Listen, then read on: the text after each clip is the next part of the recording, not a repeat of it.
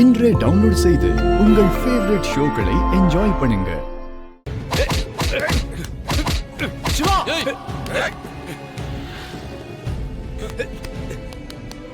என்னாச்சு? விடுங்கப்பா. என்னடா ரவுடிங்க மாதிரி ரோட்ல தள்ளுமுள்ளு பண்ணிட்டு பாருங்க இந்த ஆளா. நாம ரிசர்வ் பண்ண இடத்துல வந்து அவங்க போஸ்டர் வந்து ஒட்டிருக்காங்க. அதை கிழிச்சிட்டு நம்ம போஸ்டர் ஒட்டினா நம்ம கிட்டே தகராறுக்கு வராங்கண்ணே. ஏய், யார் தகராறு பண்ணா? இது எங்க ஊரு. எங்க ஊருக்குள்ள வந்து நீ தான் தகராறு பண்ற.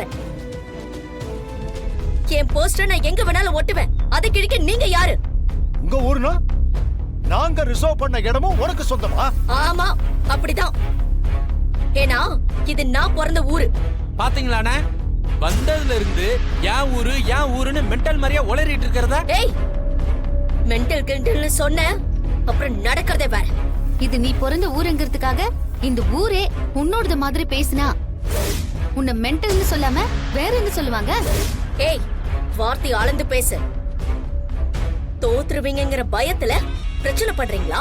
புவனேஸ்வரி, பிரச்சனை பண்றது நீதான். அப்ப அவங்களும் பிரச்சனை பண்ணதானே செய்வாங்க. ஒழுங்கு மரியாதையா ஒதுங்கி போயிடு. என்னால எல்லாம் ஒதுங்கி போக முடியாது. இது என்னோட சொந்த ஊரு. எனக்கு வேண்டியவங்க என் சொந்தக்காரங்களா இங்க இருக்காங்க. இந்த இடத்துல எங்களுக்கு தான் ஓட்டு விழும். பாரு, இது உன்னோட ஊரா இருக்கலாம். அதுக்காக உனக்கு தான் ஓட்டு விழணும்னு ஒண்ணும் அவசியம் இல்ல. போன தடவை இந்த ஊருக்கு நான் தான் தலைவரா இருந்தேன். அதுக்காக இங்க வந்து அதிகாரம் எல்லாம் பண்ண முடியாது. ஏய், அவரை அதிகாரம் பண்ணக்கூடாதுன்னு சொல்றதுக்கு நீ யாரு? அதிகாரம் பண்ண என்ன பண்ணுவ? என்ன குரல் ஒசருது?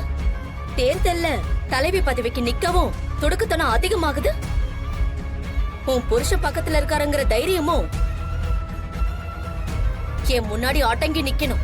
நீ எல்லாம் ஒரு ஆளு, உன் முன்னாடி எல்லாம் என் அத்தை அடங்கி போடுமா? முதல்ல இடத்த காலி பண்ணு, அதான் உனக்கு நல்லது.